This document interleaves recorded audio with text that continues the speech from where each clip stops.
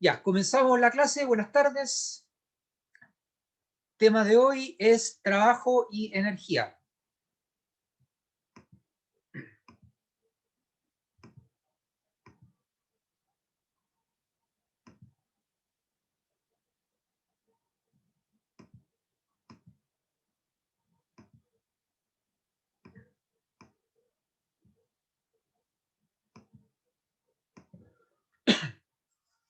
Entonces, en términos de concepto, vamos a ver energía, trabajo, conservación de la energía y ecuación de Planck. ¿Ya? A la izquierda, a la derecha estamos viendo el péndulo de Newton, que tiene mucho que ver con conversión y transmisión de energía cinética. ¿Ya? Obviamente, en un sistema aislado, este péndulo oscilaría eternamente. Si no lo hace es porque la energía mecánica se transforma en otro tipo de energía. Por ejemplo, energía sonora, calor, etc. Primero veamos el concepto de trabajo. Para ello necesitamos dos ingredientes, una fuerza y un desplazamiento. ¿Ya? El ramo que estamos experimentando ahora es mecánica, ¿ya? Viene de la palabra griega, de la cual proviene el término máquina, ¿ya? Y el experto en trabajar con máquinas fue Leonardo da Vinci, ¿ya? Que conocía muy bien estos términos y sus máquinas eh, generaban trabajo a partir de fuerzas y desplazamientos, ¿ya? Leonardo da Vinci usaba pilas, pero no eran pilas químicas, eran pilas mecánicas. Es decir, para cargar una batería mecánica, lo que hacía era mover una manivela, ¿ya? Y subir una masa, y ahí cuando la masa estaba en el extremo superior, esta pila mecánica estaba cargada porque tenía energía potencial gravitatoria, y después soltaba eh, la parte de la manija que estaba bloqueada, la masa caía y al desenrollarse movía ciertas cosas, ¿ya? Entonces era un ejemplo de transformar energía mecánica en trabajo, ¿ya? Entonces trabajo siempre tenemos que pensar eh, en trabajo mecánico que se relaciona con una fuerza y un desplazamiento, ¿ya? Entonces aquí en el dibujo de la derecha vemos que hay un desplazamiento de 5 metros entre el punto inicial y el punto final. El punto inicial suele llamarse A, el punto final suele llamarse B. Entonces, calculamos el trabajo entre A y B generado por una fuerza de 12 newton. ¿Ya? Y dado que están los dos ingredientes, trabajo y desplazamiento, o sea, fuerza y desplazamiento, aquí estamos observando que se genera trabajo mecánico. ¿Ya? Ojo que si la persona, como máximo, sus músculos pueden ejercer 12 newton de fuerza, ¿ya? Y esa persona quiere optimizar su fuerza para generar el máximo trabajo posible, ¿ya? Como máximo puede generar 12 newton de fuerza y quiere provocar el máximo trabajo posible, por lógica, tiene que colocar la fuerza paralela al desplazamiento, tal como está en el dibujo, ¿ya? Por otro lado, si coloca esos 12 newton en diagonal, va a estar desperdiciando parte de su fuerza, ¿ya? Porque en ese caso, la fuerza que genera trabajo va a ser menor que 12 newton, ¿ya? Dado que la fuerza está en diagonal, ¿ya? En ese caso, la fuerza sería como una hipotenusa, tendríamos dos catetos, un cateto que genera el trabajo y otro cateto donde se desperdicia el trabajo, ¿ya? La idea es que ese cateto que sería vertical valiera cero, pero si vale cero, ese cateto, la fuerza resulta ser paralela al desplazamiento. Y ahí estamos siendo inteligentes, estamos siendo eficientes con nuestra máxima fuerza. ¿Ya? Profe, o sea que la forma como en la que mejor se aprovecha la fuerza, o si se puede entender también como en la que menos se desperdicia, es cuando es horizontal al suelo. Cuando es paralela al Es desplazamiento. paralelo, no horizontal. Al desplazamiento, Paralelo al suelo. ¿ya? Porque podría ser Bien. que en vez de moverlo horizontalmente, puede que lo quiera subir. Entonces, si quieres subir algo, tu fuerza tendría que ser vertical. Eso es óptimo. Pero si lo subes en diagonal, te va a cansar mucho para conseguir que se eleve lo que tú quieres. Así que la idea es que la fuerza sea paralela al desplazamiento. En la vida real eso no pasa, salvo que esté bien planificado, ¿ya? Así que en la vida real normalmente se desperdicia un poco de trabajo, ¿ya? Si está bien planificado es porque seguramente construyeron una máquina, ¿ya?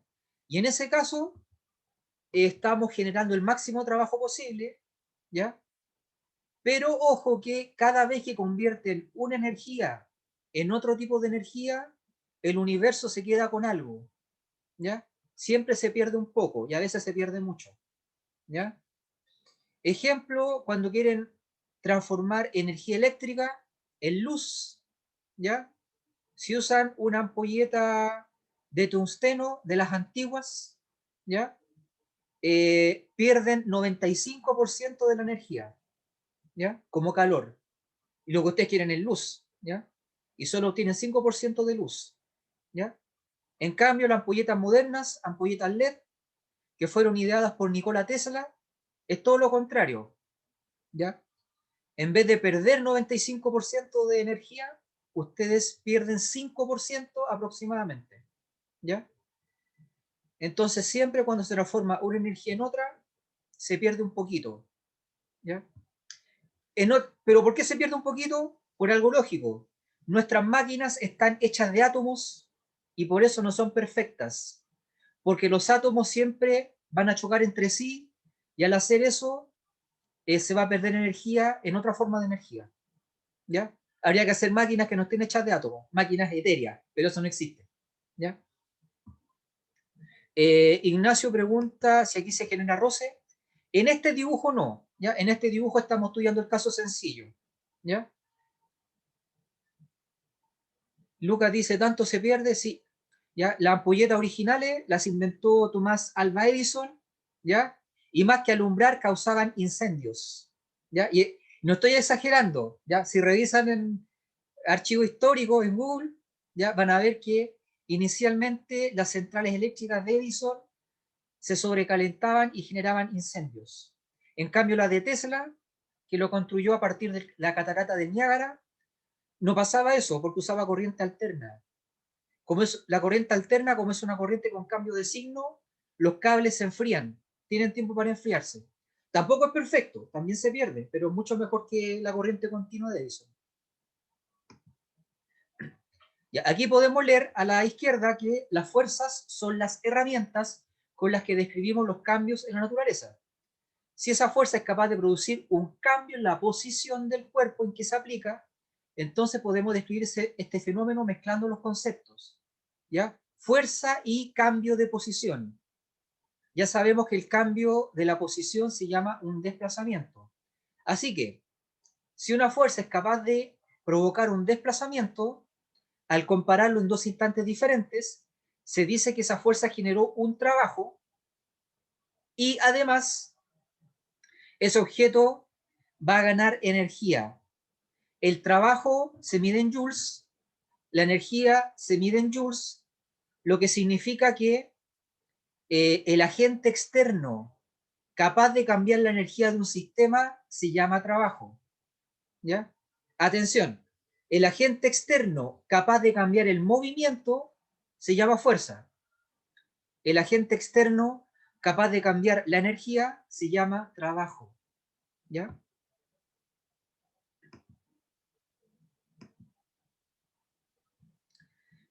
Ya, definición simbólica de trabajo. Aquí en el dibujo vemos en la zona amarilla, ¿ya? La zona punteada, hay una fuerza F de color rojo, hay un desplazamiento D de color azul, que en este caso el desplazamiento de este carrito con ruedas es horizontal, ¿ya? Y hay una fuerza, dijimos que está en diagonal, que es roja, que tiene dos catetos.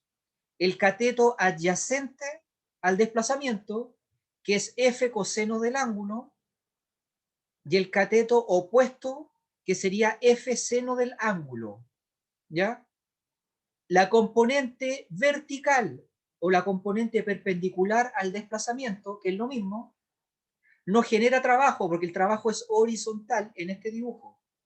Así que la parte de la fuerza que aporta al trabajo es F coseno del ángulo. Siempre la parte paralela al desplazamiento es la que genera trabajo. La parte perpendicular se desperdicia. Por lo tanto, cada vez que creamos una máquina o abrimos una puerta o lo que sea, tratamos de que toda la fuerza sea paralela al desplazamiento, porque la parte perpendicular se pierde, ¿ya? Aquí dice, como una fuerza puede aplicarse de manera oblicua o diagonal, debemos responsabilizar a una componente de la fuerza, ya sea a la paralela o a la perpendicular, del cambio de la posición del objeto. Así que el cambio de la posición será generado por la fuerza que se encuentra en la misma dirección que la componente de la fuerza. O sea, la fuerza paralela al desplazamiento, no la perpendicular.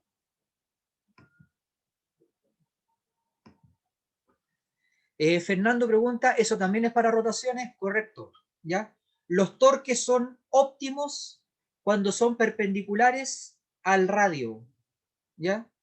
Caso extremo, esto sería bien tonto, pero si alguien quiere hacer girar una rueda y si en lugar de aplicar una fuerza paralela, una fuerza paralela al desplazamiento, la aplica perpendicular, la rueda no rota, solo se mueve, ¿ya?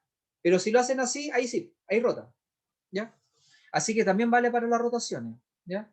El torque es óptimo cuando es perpendicular al radio. Si es paralelo, el objeto no va a girar, solo va a cambiar de forma, pero no va a girar.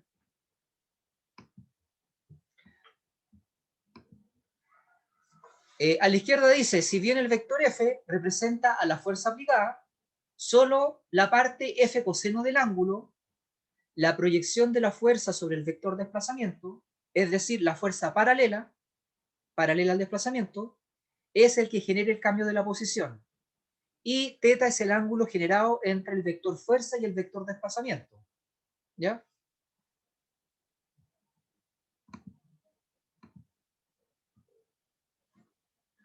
Lo anterior equivale a calcular el producto punto entre la fuerza y el desplazamiento.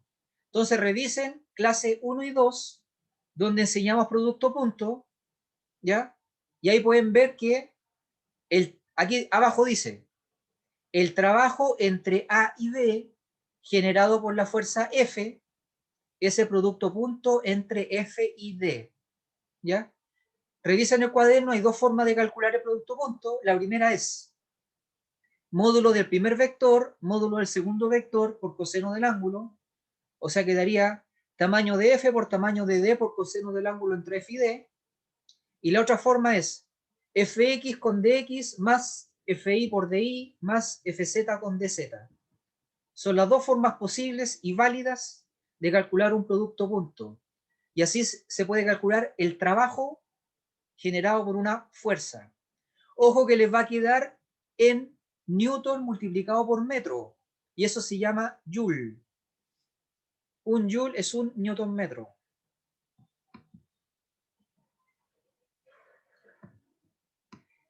Bueno, en un sistema aislado se puede perder energía mecánica, pero jamás se perderá energía. Es decir, en un sistema aislado, sin roce, por ejemplo, se puede perder ya sea energía cinética o potencia gravitatoria.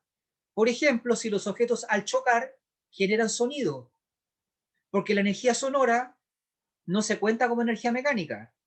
O por ejemplo, los objetos al chocar, sus superficies quedan con mayor temperatura. El calor no se cuenta como energía mecánica. Entonces ahí estamos perdiendo energía mecánica porque se transformó en otro tipo de energía. Energía sonora, calor, etc. pero jamás se perderá energía, porque el término energía engloba a todo, no solo a la energía mecánica. Es decir, en primer lugar, en esta imagen está la energía mecánica, que puede ser transformada en energía térmica, energía nuclear, energía química, energía electromagnética, energía sonora, energía gravitacional, energía cinética, energía potencial y también energía de ionización y otros tipos de energía más exóticas. ¿Ya? Y no olvidemos que la energía mecánica es la suma de dos tipos de energía, cinética y potencial gravitatoria. Pero existen muchas más formas de energía, ¿ya? Entonces, en el universo, la energía no se crea ni se destruye, solo se transforma, pero la energía mecánica sí se puede perder o sí puede desaparecer porque se transformó en otro tipo de energía, ¿ya?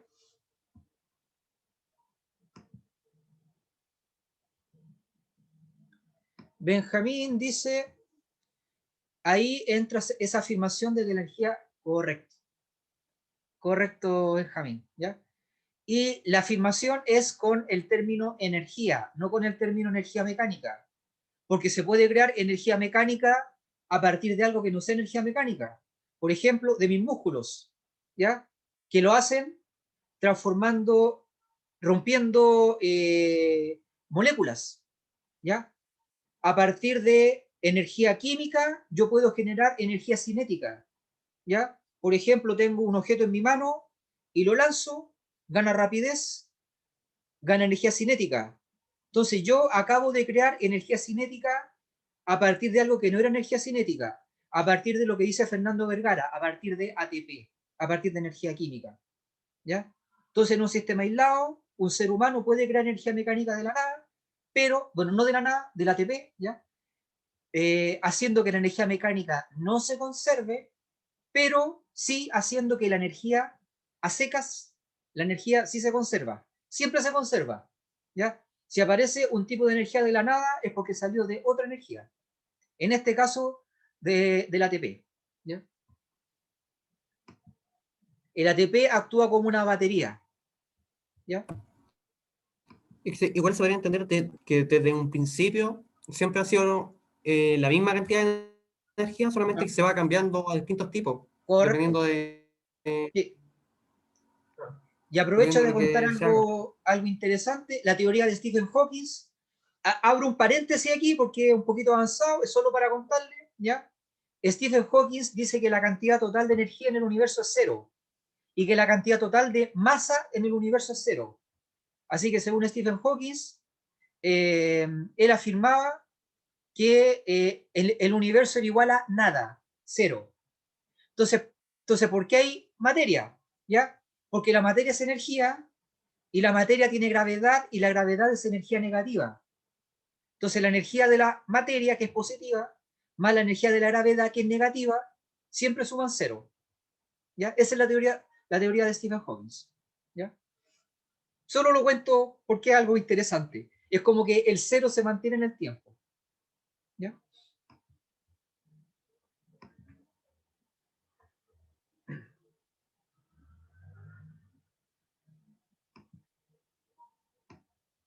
Ya. En este curso de mecánica, que ya les dije que provenía del término máquina, ¿ya? Estudiamos las energías de las máquinas, que son energías cinéticas y energías potenciales. ¿Ya? Entonces, en ese contexto, podemos afirmar que existen tantos tipos de energía como cambios podamos observar en la naturaleza, pero en general existen dos grandes ramas para describir a cada tipo, ¿ya? Pero por si acaso son más, pero en mecánica estudiamos dos, ¿ya? Energías potenciales y energías cinéticas, ¿ya? Las energías potenciales son las energías de los cuerpos que se encuentran bajo la influencia de un campo gravitatorio, ¿ya? En el espacio vacío, lejos de cualquier cosa, no hay energía potencial, ¿ya? Pero para que haya energía potencial gravitatoria, el objeto tiene que estar afectado por un planeta, por ejemplo, por un planeta, una estrella, etcétera, ¿ya? Las energías potenciales se simbolizan con la letra U y se miden en joules, Siempre la energía se mide en joules, ¿ya? Energías cinéticas son las energías de los cuerpos que se encuentran en movimiento respecto del sistema de referencia que los observa. Es decir, si tenemos un objeto quieto, ¿ya? Por ejemplo, yo creo que mi celular está quieto, ¿ya? Para mí su energía cinética es 0, así que según este sistema, según yo, la energía cinética es 0. Pero recuerden que la Tierra se mueve alrededor del Sol, así que el celular se está moviendo. Así que respecto del sistema del Sol, sí tiene energía cinética, ¿ya? Como muchas cosas en física, el número depende del sistema de referencia, ¿ya? Para nosotros, un árbol puede estar quieto, pero visto desde el Sol se está moviendo. Para nosotros, la energía cinética del árbol es 0, pero para alguien parado cerca del Sol no es 0. Lo mismo con energía potencial, ¿ya? Porque se calcula con la altura, y la altura de algo es subjetivo, igual que la rapidez de algo, ¿ya? Otra cosa, algo puede no estar cambiando de lugar y a pesar de eso tiene energía cinética. Por ejemplo, un trompo, ¿ya? Porque está rotando y eso es energía cinética rotacional, ¿ya? Así que como sea, existen muchos tipos de energías potenciales y muchos tipos de energías cinéticas, ¿ya? Y depende del observador, ¿ya? Se simbolizan con la letra K y también con la letra E sub K. ¿De dónde viene la letra K? Por kinetics, ¿ya? Y como todas las energías se miden en joules. A ver si me quedó claro la potencial. La potencial sería como la fuerza, no, la energía que tiene un objeto cuando es eh, influenciado solamente por un campo gravitacional. Correcto, ¿sí? Entonces, ¿qué Pero hacía solamente Leonardo da Vinci? Tenía eso. pilas mecánicas, que eran un circulito, una polea, una cuerda y una masa, ¿ya? Entonces, cargaba la pila mecánica, así. Al hacer eso, se enrollaba en la cuerda y subía la masa. Y quedaba quieta en ella y le ponía un pestillo para que no girara. Quedaba quieta. Tiene energía en potencia, tiene energía potencial gravitatoria. ¿Por qué tiene energía potencial gravitatoria? Porque si tú sueltas el pestillo, cae, se desenrolla y eso puede estar unido a otras cosas y empezar a crear trabajo útil. Por ejemplo, no sé, un plumero que empieza a limpiar algo. Y ya con eso tienes trabajo, tienes fuerza y tienes desplazamiento. ¿Ya? Así que la historia, en este ejemplo, parte con energía potencial gravitatoria, ¿ya? Cargando una pila mecánica. Obviamente las pilas químicas son mejores y la energía solar mejor todavía, ¿ya? Pero eso es lo que disponía Leonardo da Vinci en el siglo XVII, ¿ya? Y esto solo Claro, resulta es como el potencial de poder generar otro tipo de energía. eso, ¿Se entendería? sí, sí, ¿ya? Y eso Ya, ya. solo Entiendo, resulta porque entiendo. estás parado en la Tierra, porque si lo haces en el espacio vacío y sacas el pestillo, no se va a desenrollar, ¿ya? Va a quedar lo mismo. Va a quedar ahí, como si nada, va a quedar flotando, ¿ya? Claro. Para que se desenrolle tiene que haber un campo gravitatorio, o sea, tiene que haber un peso, pero en el espacio vacío el peso vale 0, así que no te sirve, ¿ya? Profe, ¿Sí? siguiendo con el tema, ¿habría energía potencial incluso con microgravedad? Sí, Sí. Ah, ya. ¿ya?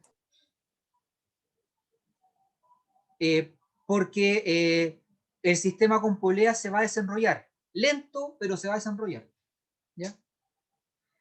Benjamín Leal dice, las energías potenciales y cinéticas son inversamente proporcionales.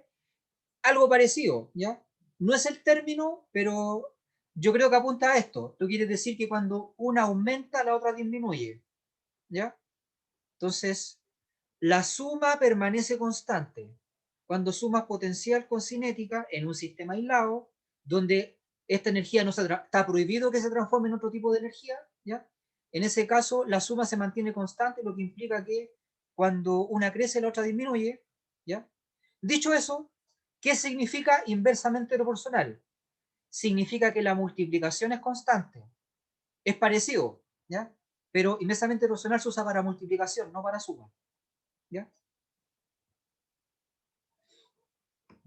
¿Más dudas? Entonces, en sí es que se mantienen en un valor constante. Por ejemplo, si el total de energía en un sistema sería 1000, si lo separamos en energías potenciales y cinéticas, debe haber siempre 1000. En el caso de que una aumente, la otra disminuya y Sí, la otra para que la suma te aumente. siga siendo 1000.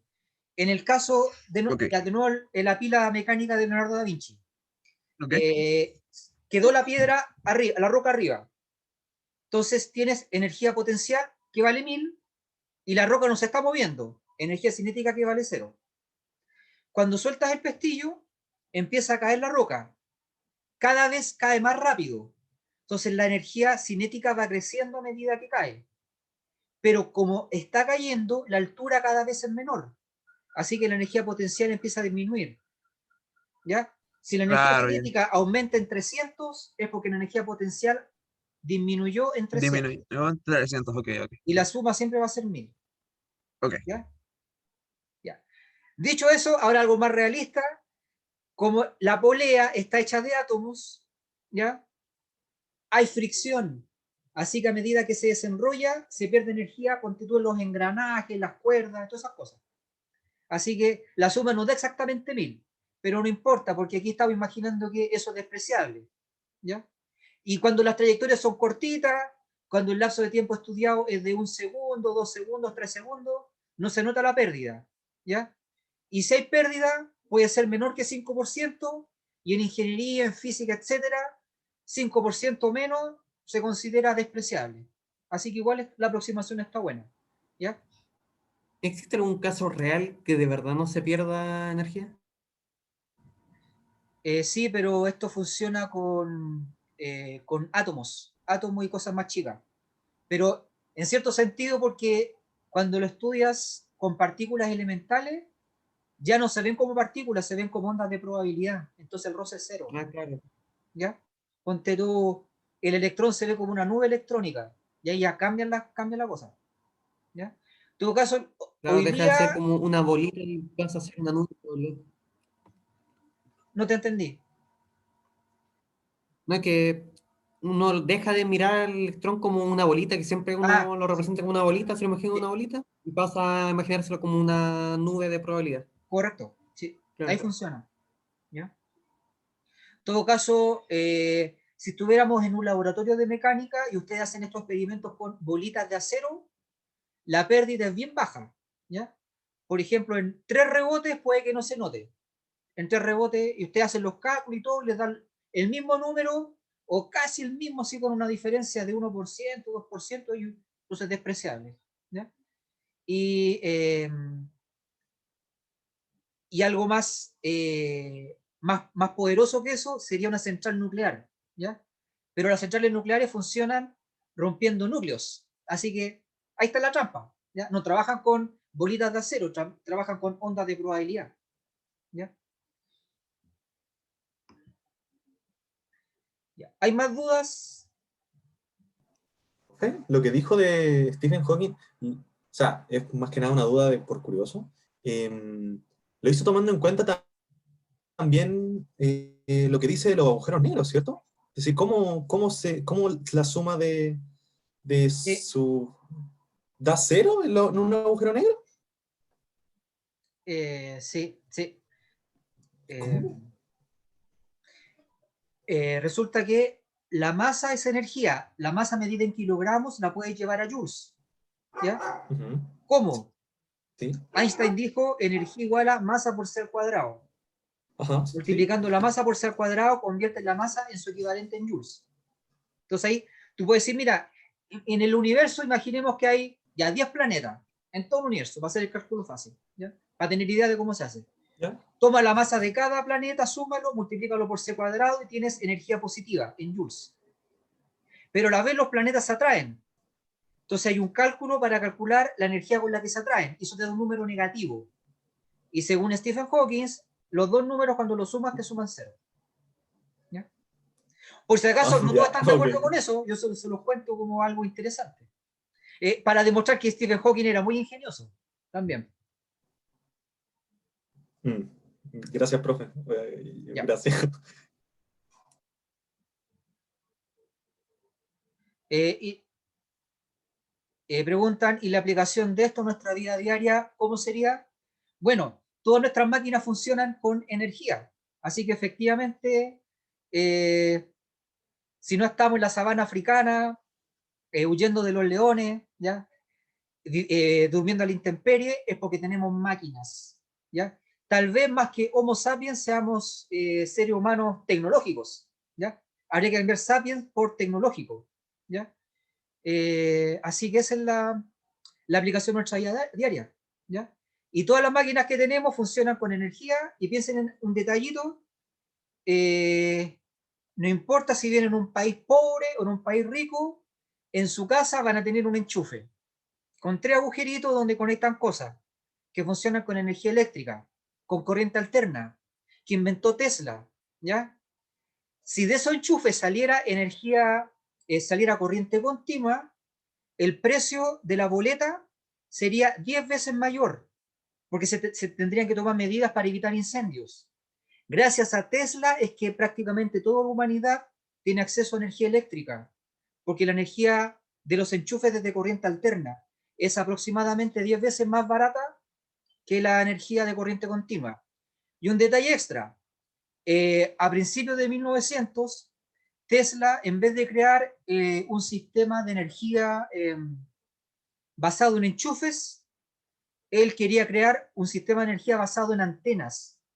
O sea que en lugar de enchufar el televisor al enchufe que tenemos en la casa, lo único que había que hacer era sacar una segunda antena, y esa antena iba a absorber energía gratis, sin pagarle a nadie, ¿ya? Sin tener que pagarle la cuenta a nadie. Porque todo el planeta iba a estar con energía, ¿ya? Ese proyecto se llama Torre de Vanderclife. Ya lo pueden buscar en Google, ¿ya? Por si acaso los banqueros de esa época mandaron a quemar el laboratorio de Tesla, ¿ya? Porque no querían energía gratuita para toda la humanidad, ¿ya? Fernando dice, en el televisor la energía eléctrica se transforma en energía lumínica y sonora. Correcto, sí. Y por eso si tocan el televisor va a estar caliente, porque cuando transforman una energía en otro tipo de energía, se pierde como otra energía, en este caso como calor, ¿ya? Gabriel pregunta si era posible lo de la antena. Sí, de hecho Tesla lo hizo, ¿ya?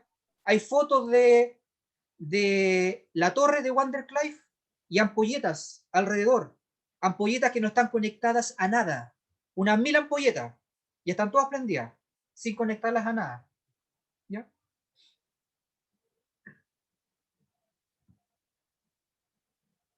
Ya, ¿más dudas?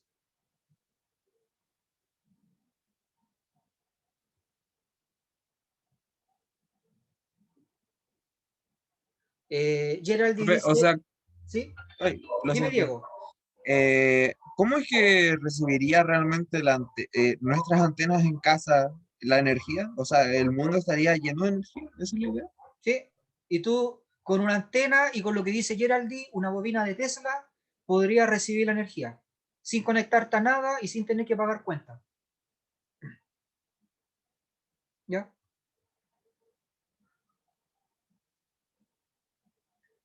Ya. ¿Más preguntas?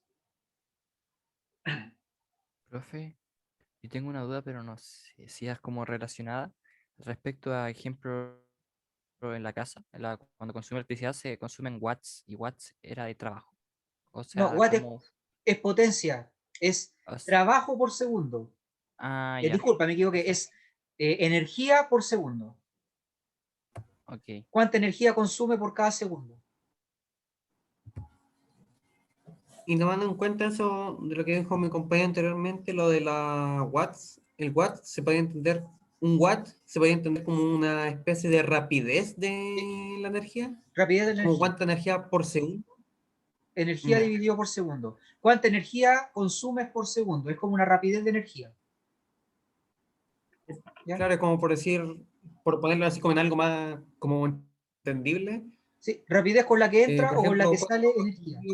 cuánta agua corre por segundo, por Sí, decirlo de alguna y el manera. agua sería la energía, Claro. ¿ya? En Entonces, física, todo lo que sea dividido por tiempo es rapidez. Entonces, energía dividido por segundo sería rapidez con la que fluye energía. Masa dividido por segundo, rapidez con la que crece la masa, etcétera. ¿Ya? Sería como una razón de cambio, el Watts, por Correcto. ejemplo. Y- El Watts y- sería la razón de cambio de la energía. correcto, súper bien. Sí. Ya, ¿Ya? gracias. Y además en física, todo lo que esté dividido por metros es otro tipo de rapidez que se llama gradiente. ¿Ya?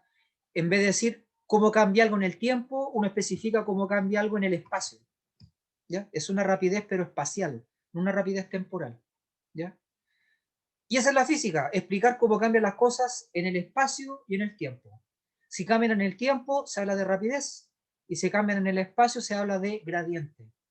¿Ya? Y todo es razón de cambio. Si las cosas no cambiaran, la física sería muy aburrida, sería una sola clase.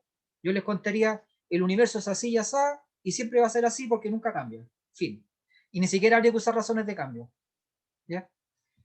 Entonces lo interesante es que las cosas cambian, y hay que medir las razones con las cuales cambian. Que en el fondo se llaman derivadas, pero es otro tema. ¿Más dudas? Ya.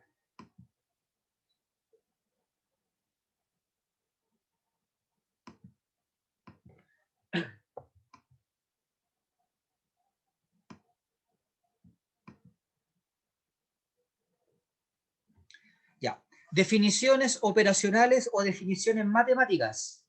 Primero, trabajo o work, W. Magnitud física que nos indica el costo asociado para generar un cambio de estado. Por ejemplo, si el objeto parte en A y termina en B, provocar ese cambio nos sale gratis, ¿ya? El costo se llama trabajo y se mide en joules. El trabajo entre A y B, producido por una fuerza F, se calcula como F.D. ¿Ya? A todo esto hay economistas que desarrollaron una teoría que se llama econofísica, ¿ya? Que es una economía que respeta las leyes de la física, y entre otras cosas, ahí se ve que el dinero simboliza joules, porque el dinero permite crear cambios de estado. Y mientras más joules se tenga, mayores cambios de estado se pueden conseguir. ¿Ya? Ya. Ítem Claro, 2, como el dinero se cambia por bienes y servicios, sería como energía transformándose. correcto, ¿sí? ¿Ya? Entonces Entiendo. ahí, y tiene que ver también esa teoría econofísica con la ecología, porque sería una teoría económica que respeta las reglas de la ecología. En cambio, la economía actual no, porque, por ejemplo, para producir algo contaminan, ¿ya? En cambio, la física respetaría eso, ¿ya? Ya, 2, energía, letra E, capacidad de los sistemas para generar trabajo. 3, unidad de trabajo y energía es el newton metro, definido como joule. 4, la energía cinética, es sub K, es un medio de la masa por la rapidez al cuadrado, ¿ya? Debo aclararles que el ítem 4 se refiere a la energía cinética traslacional, ¿ya? Porque, como ya saben, un trompo podría estar siempre en el mismo lugar y a pesar de eso tener energía cinética porque está rotando. Tendría energía cinética rotacional, ¿ya? Pero la traslacional es un medio de la masa por la rapidez al cuadrado. La energía potencial gravitatoria es masa por G, por la aceleración de gravedad del planeta, y por H, por la altura respecto de la superficie, ¿ya? Y 6, la energía mecánica es la suma de la energía cinética más la potencial. Abarca solo 2 tipos de energía, siendo que son muchas más.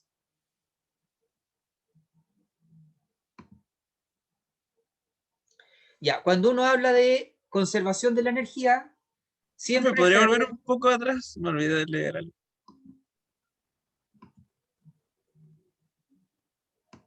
No, sí. Ya.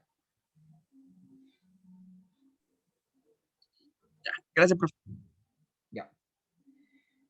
Cuando se habla de conservación de la energía, uno parte diciendo, en un sistema aislado, la energía mecánica se conserva, ¿ya? Pero para eso hay que saber definir qué significa sistema. Entonces aquí vemos que hay dos personas alimentándose, más el garzón, ¿ya? Una mesa, etcétera, y el significado de sistema es subjetivo, ¿ya? Depende de qué es lo que ustedes quieren definir como sistema, ¿ya? Entonces dicen, bueno, aquí en este sistema cambió porque hay un agente externo. Entonces otra persona puede decir, definamos el sistema incluyendo al agente externo. En ese caso, como incluyeron al agente externo, ahí la energía mecánica se tiene que conservar, porque está incluido el agente externo, ¿ya? Entonces esto es súper subjetivo, ¿ya? Dice a la izquierda, existen muchas situaciones en la vida y en el universo que podemos estudiar, pero siempre debemos definir los límites espaciales del estudio. A estos límites impuestos los llamamos sistemas, ¿ya? Si una fuerza produce cambios dentro de un sistema, pero la cantidad de energía total no varía a pesar del movimiento, entonces decimos que esa fuerza es conservativa. Si la energía total cambia, entonces se dice que la fuerza es no conservativa, ¿ya? Por Entonces, por esa ejemplo, energía total se refiere a la mecánica, ¿cierto? sí, ¿ya? Porque la energía a secas nunca varía, ¿ya? Entonces aquí estamos hablando de la mecánica, ¿ya? Ya, un ejemplo,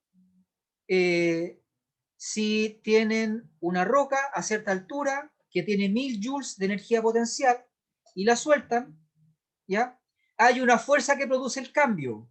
Hay una fuerza que provoca que la roca pase de la posición A, que está arriba, a la posición B, que está abajo.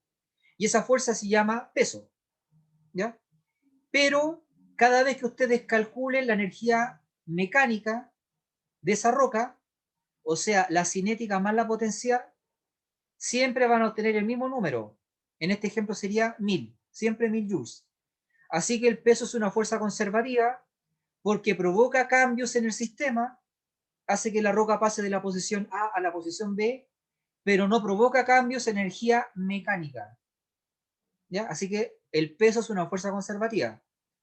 Pero si la roca se mueve demasiado rápido, como un meteorito ingresando a la atmósfera, esta roca se va a incendiar, va a haber roce, ¿ya? Así que la energía mecánica se va a perder. Eso implica que el roce es una fuerza no conservativa.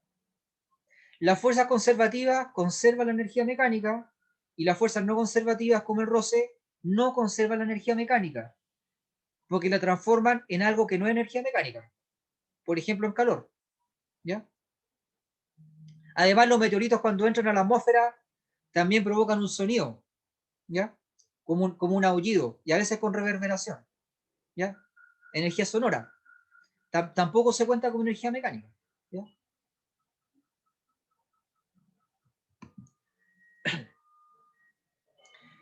Bueno, entonces, el agente externo que provoca cambios en la traslación se llama fuerza, y el agente externo que provoca cambios en la energía se llama trabajo, ¿ya? Entonces, para todo sistema se cumplirá que la energía final va a ser igual a la inicial más una corrección, más el agente externo que sería WNC, trabajo no conservativo.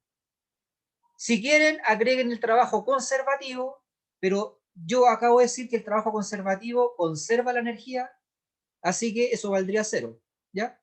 Así que lo que importa en esta fórmula es que si la energía final cambia, si la energía, ojo que estamos en el ramo física 1, mecánica, así que estamos hablando de energía mecánica, no estamos hablando de energía nuclear, no estamos hablando de energía química, estamos hablando de energía mecánica. Todas estas fórmulas son para energía mecánica, ¿ya? La energía mecánica final va a ser igual a la energía mecánica inicial, más el trabajo no conservativo, que puede ser positivo o negativo. Si es negativo, podría ser el roce.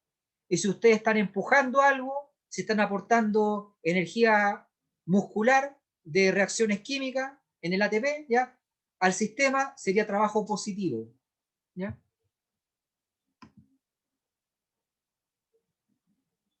Lucas se acordó del meteorito en Rusia, correcto, ¿ya?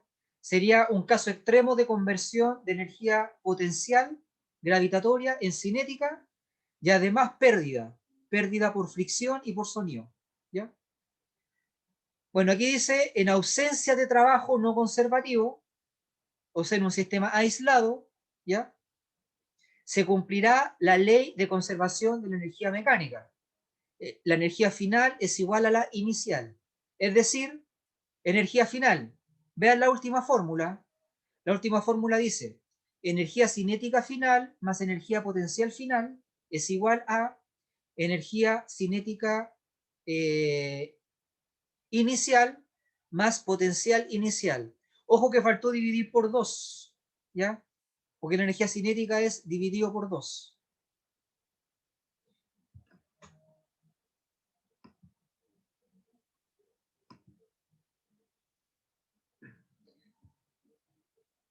Ya. Comentarios de conservación.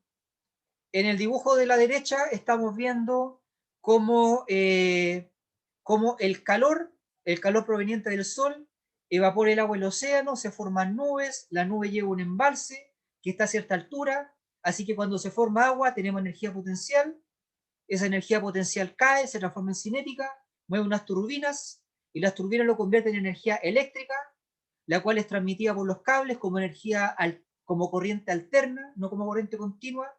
No es inteligente que sea corriente continua, y esto llega a los hogares. Entonces aquí dice, si las fuerzas de un sistema fuesen todas conservativas, por ejemplo, sin roce, podríamos convertir cualquier tipo de energía en otra sin tener pérdidas, por cada vez que convertimos una forma en otra. ¿Ya? Lo cual no ocurre. Si alguna de las fuerzas de un sistema es no conservativa, por ejemplo que tenga roce, por cada vez que transformamos un tipo de energía en otra, tendremos pérdidas por calor, porque nuestras máquinas no son perfectas, porque al moverse hay átomos que chocan y eso roce. Por cada conversión de energía, la naturaleza cobra un impuesto, por decirlo de alguna manera. Es decir, aumenta el calor del entorno y eso se llama o se relaciona con la entropía o el desorden. ¿Ya? Cada vez que una máquina, en el dibujo a la derecha, partimos con un recipiente azul lleno de energía y cada vez que lo transforman en otro tipo de energía, les va quedando menos. ¿Ya? Mientras más transformaciones hagan, peor. ¿Ya?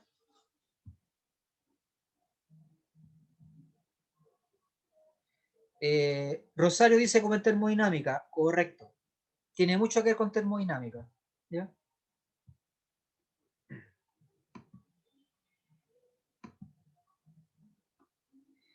El trabajo es la forma en que el universo transforma la energía, ¿ya?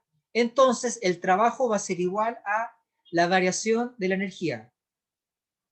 Recordando que estamos en el contexto de física 1, así que de verdad es variación de energía mecánica, porque estamos hablando de trabajo mecánico, ¿ya? Además, la variación de la energía tiene que ser obligatoriamente, en física 1, variación de energía potencial más variación de energía cinética. Porque las otras energías, como la energía nuclear, la energía química, etcétera, no le estamos contando. ¿Ya? Ejemplo comparativo, a la izquierda vemos un péndulo que en cada oscilación llega al mismo punto, o sea, mantiene su amplitud, no pierde energía. En cambio, a la derecha hay un péndulo que cada vez oscila menos. El dibujo de la derecha es un caso realista, porque la amplitud disminuye, lo que nos está diciendo que en el caso de la derecha la energía se pierde debido al roce con el aire. Y eso es lo que realmente ocurre. ¿Ya? Profe, Pero, ¿y estos péndulos que se chocan unos al otro? ¿sí? ¿Qué Son de acero, tienen? también pierden Pero, energía, pero poquita. ok. Nos, ponte tú si está unos 2 minutos, se pierde. Pero si lo filmas por 5 segundos, no se nota que pierde energía. ¿Ya?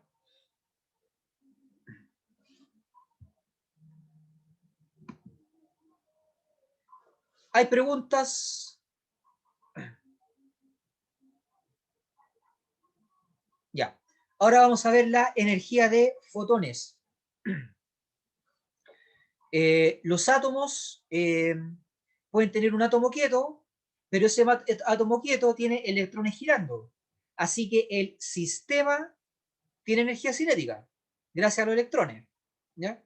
A pesar de que el átomo puede estar en reposo, ¿ya? Entonces hay energía cinética y también hay una energía potencial, que es la que permite que los electrones estén unidos al átomo. Pero no lo hacen por gravedad, lo hacen por fuerza eléctrica, ¿ya? Pero en este sistema pequeñito, donde hay energía cinética y también hay energía potencial, puede llegar un agente externo que genera un cambio de energía.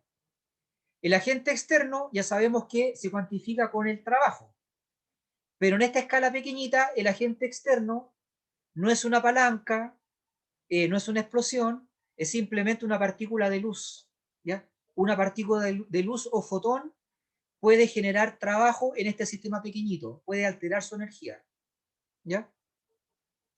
Los sistemas microscópicos pueden variar su energía emitiendo y absorbiendo fotones. Si absorben un fotón, incrementa su energía en E sub gamma. Gamma significa fotón. E sub gamma es la energía del fotón. Por otro lado, si el sistema emite un fotón, disminuye su energía en la energía del fotón, ¿ya? E sub gamma. Planck descubrió que la energía transportada por un fotón es igual a h por nu.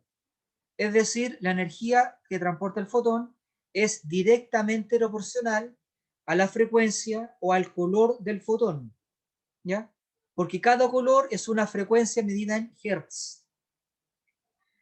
La fórmula que descubrió Planck, que se llama ecuación de Planck, afirma que la energía del fotón es h por nu.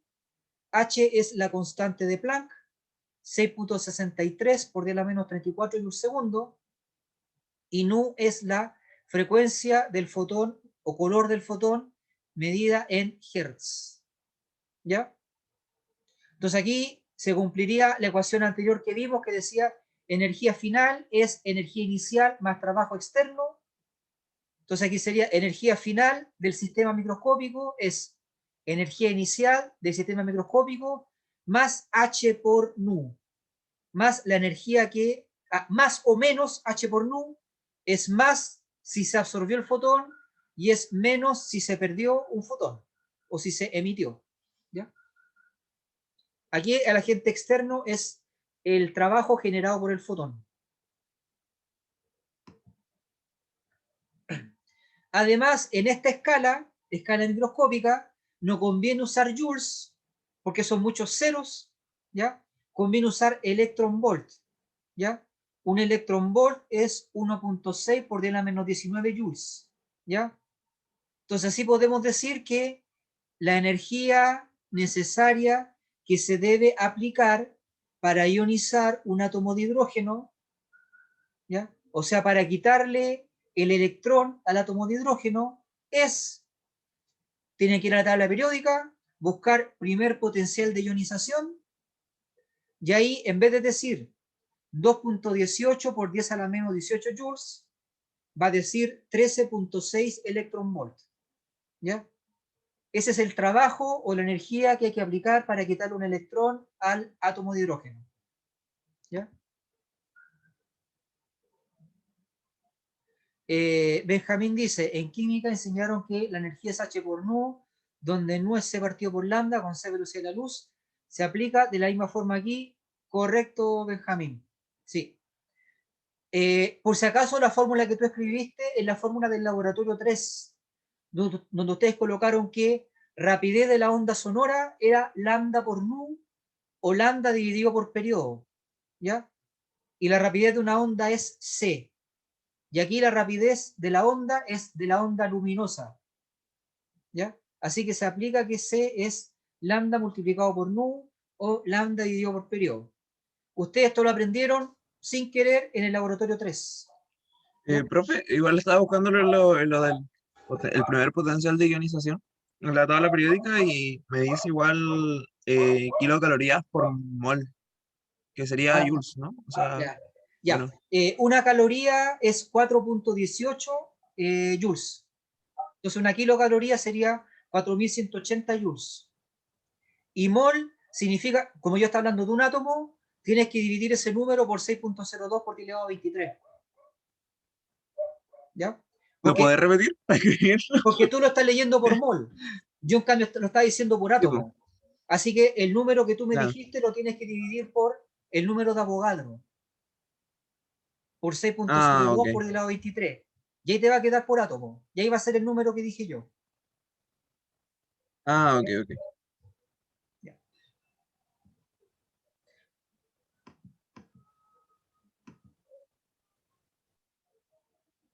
Ya, libros sugeridos, el Hewitt, el Tibler y Szymanski.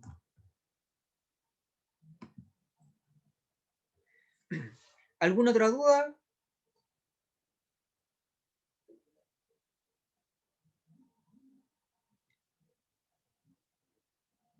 Maite Pérez, ¿dudas? Antonia dice, No, profe, Ya, estoy bien. Creo que ahora sí que no doy jugo en seminario. ya. Bueno, sí va a cortar jugo al parecer.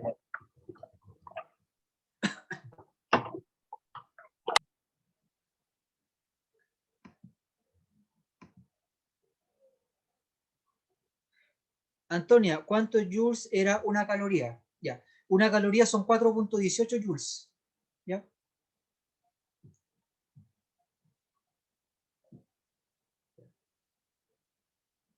Julio Espinosa, ¿dudas? No, profesor. Ya, entonces dejamos hasta aquí la sesión de cátedra y nos vemos a las 15:45. ¿Ya? Hasta luego. Chao, profe, muchas gracias, que Nos esté vemos, muy profe. bien. Gracias. Chao, Profe. profe. Profe, nos Nos vemos. vemos. Profe.